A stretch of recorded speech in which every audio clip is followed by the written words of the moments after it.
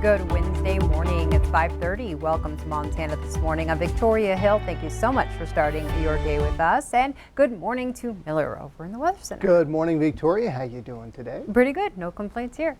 All right. Well, day's young. Yeah, exactly. That's the flip side of this. Hey, I got some really nice weather in the forecast for you. That sound pretty good? That makes it even better. Now we're going gonna to have to go through a little bit of a speed bump today, especially down in northern Wyoming. In fact, let's take a live look at the Defender Doppler. We actually could see maybe a little bit of rain here in Billings today, maybe a few flakes this morning, but down in northern Wyoming is where we're seeing some of that heavier stuff as we have this little short wave of energy coming through the area. We're going to show you that with the main forecast coming here in just a bit, but hang in there. Things are looking up. Right now, as we take a live look across Billings, courtesy of Stockman Bake Weather Cam, we're at 28. Feels like 22 right now at the airport. Winds out of the northwest at about 6 miles an hour. Around the viewing area, broad view at 24 with some clouds. It's just very cloudy all around. Absaroka, we're at 25. Livingston at 22, down in Powell at 28. We're seeing that some of that snow coming out of Graybull where we're at about 33. Across the state today, right now anyway, Lewistown at 20, Great Falls at 22, Missoula at 22, Miles City at about 23. Highs today will get into the 40s, so pretty much seasonal for this time of the season. We're going to see some clouds here in Montana, still seeing that snow down in northern Wyoming, which should taper off as we go along today. Highs across the state, 44 in Havre, 50 in Glasgow. We'll go 45 in Great Falls, state capital Helena at 42, and we'll go 45 in Glendive this afternoon. Day planner here in Billings, our high today of 46. We start off in the 30s. We'll be in the 40s by lunchtime. Just a cloudy day today. Again, wouldn't be surprised, maybe a few flurries this morning, possibly a little bit of rain later today, but most of us probably not going to see a drop of that. All right, we'll take it. Thank you so much, Miller. I will get back on to the news. Our top story this morning, the investigation into last weekend's homicide in the Billings Heights is ongoing as we learn more about the man who was killed. 29-year-old Taryn Oldcrow was shot Sunday afternoon at an apartment on the 300 block of Sioux Lane. When police arrived, they found Oldcrow unresponsive. He was taken to the hospital where he later died. Police say they have a person of interest in the case, but no one has been arrested for the crime. And a man will be arraigned in court this morning charged with felony assault with a weapon after a woman was wounded in a shooting at a Billings motel. Court documents say when police arrived to the Lazy KT Motel Saturday night, they found 37-year-old George Bosick trying to leave the scene. He told officers the shooting was an accident and at one point blurted out an apology, telling police he deserved to die. Bosick has a history with the injured woman. She was found with a bullet in her forehead, lying in a pool of blood around her head. She said earlier that night Bosick wanted to hang out with her, but when she said no, he got mad. The victim told police she heard a loud bang and then everything went black. In the Montana legislature, lawmakers are back after their short transmittal break and their focus is shifting to the state budget. The full House Appropriations Committee kicked off what's expected to be a full week of hearings on the state's main budget. House Bill 2 lays out over $4 billion in state general fund spending over the next 2 years, with billions more coming from other sources. Governor Greg Gianforte's budget director, Kurt Alme, urged the committee to use the bill to address violent crime and healthcare needs. And lawmakers are busy in D.C. as well. The House is expected to pass President Joe Biden's massive coronavirus relief package today. Combined with the growing number of vaccinations, Americans and businesses are slowly seeing life return to normal. CBS's Deborah Alfarone has more.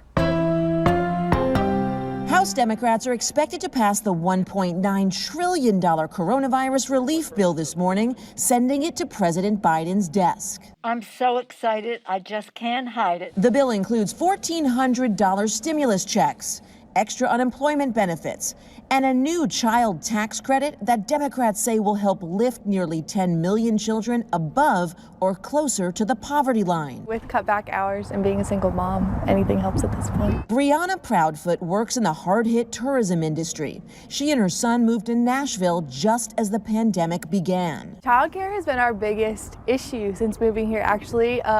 Finding reliable babysitters that don't charge more than I make. Today, President Biden will host an event at the White House with Johnson & Johnson and Merck to discuss their partnership to make more vaccines.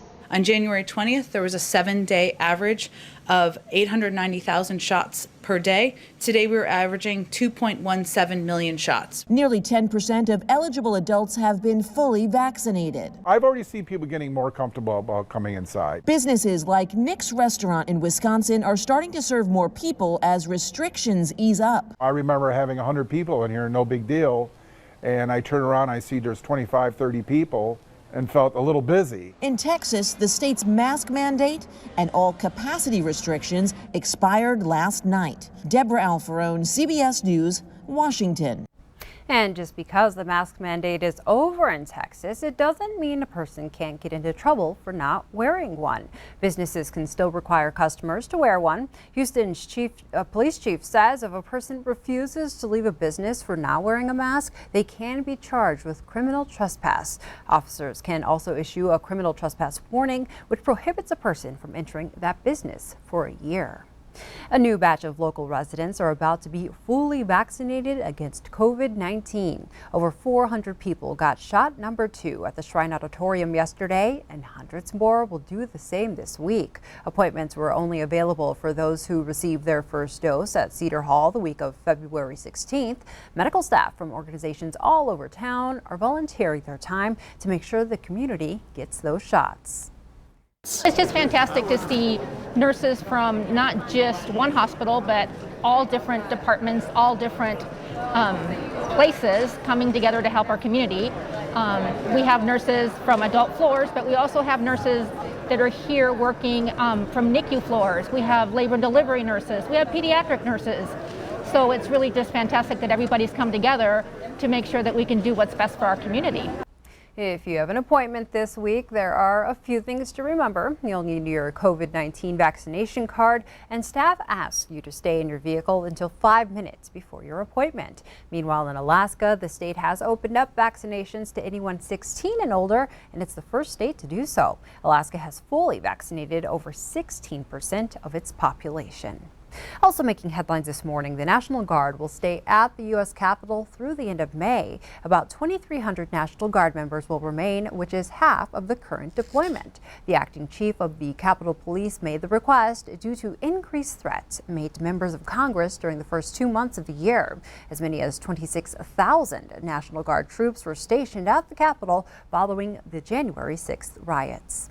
The FBI released new security footage of a suspect placing pipe bombs outside the RNC and DNC headquarters the night before the Capitol riot. Authorities are still seeking information about the unidentified person in the video. The new footage gives a clearer look at the masked, hooded individual.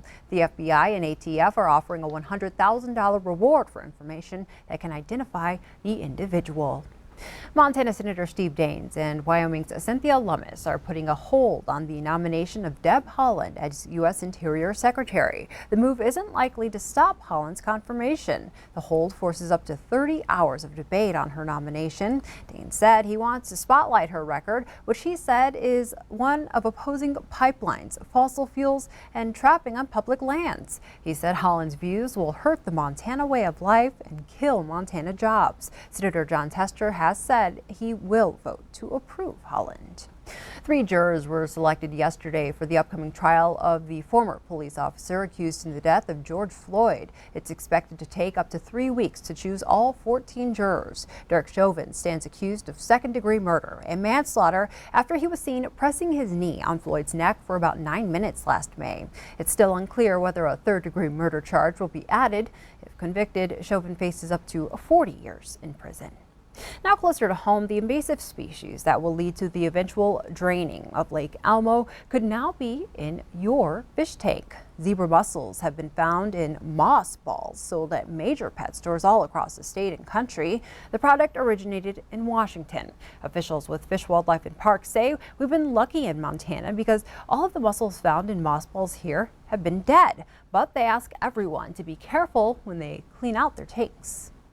You know, if you have an aquarium tank, there are guidelines now for how to take care of a moss ball if you bought it recently. Aquarium tank owners just, need to take care with how they dispose of things in their tank. Last year, FWP made it a major priority to eradicate zebra mussels. They intercepted 35 boats across the state carrying the invasive species. The mussels are native to Ukraine, and officials say they aren't sure how Customs missed them. In court news, a Whitehall man is facing charges for shooting a mini poodle he says he thought was a coyote. The dog, named Sapphire, survived the shooting but had to have its back leg amputated. The owner says Sapphire is making a full recovery and appears to be happy. Brian Powers has pleaded not guilty to 2 misdemeanor charges for the crime and is free on his own recognizance. The dog's owners say she just wants justice in the case. I don't feel like there's any excuse. I'm a hunter myself, but you have to be responsible with your weapons. You know, if you think that that's a coyote, I mean, he could have been shooting a kid. I'm just shocked. Powers is charged with firing from a road and animal cruelty.